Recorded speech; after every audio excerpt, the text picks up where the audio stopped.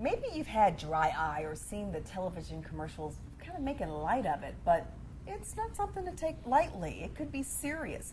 Dr. Sean Smoliniak is here with me at Kelly Eye Center in Raleigh. Is dry eye a serious concern? It can be. It can be.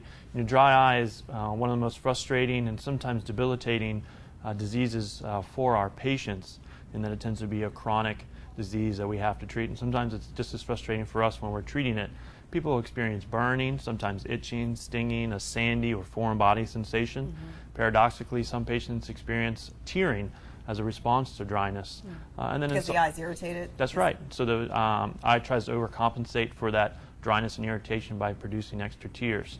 And then in some patients it's complicated by certain medications that they might be on for other disease processes they have unrelated to the eye, and those certain medications can make their dryness worse. There are also certain types of systemic diseases that can also contribute to dryness. Plus, we live in a world today of laptops and desktop computers and personal devices that we love to hold up close and work all the time. And studies show that when we do a lot of up-close work, computer reading, personal handheld devices, we don't blink as much. We just naturally don't blink as much. And when we don't blink as much, our eyes dry out. And so it can start a whole cascade of symptoms from there. A lot of us sit in bed and read at night, especially kids, and using the Kindles or the Nooks or whatever. Can that make the dry eye problem worse, or could that bring it on?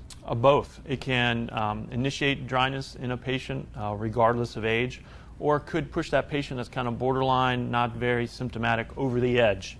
If you have dry eye, what should you do? Should you come in and see your eye doctor, or is it something that can wait until your next scheduled annual visit, or how serious of a concern should it be? It depends on your symptoms. So many patients go to their local pharmacy or grocery store, and they can see on the shelf a number of over-the-counter products, what we call artificial tears or lubricant eye drops that they start with.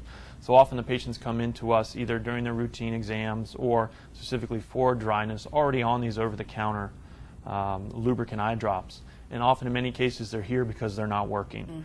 And so that's when we're able to take the next step, often sometimes with prescription medications that actually cause the eyes to produce more tears.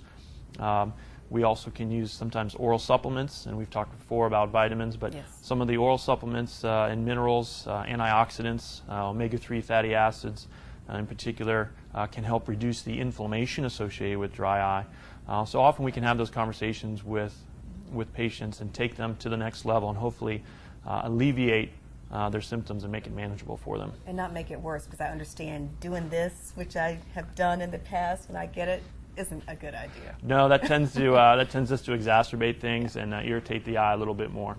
Okay, so to get some expert advice, call Dr. Sean Smoliniak and the team here at Kelly Eye Center, or visit them online, kellyeyecenter.com.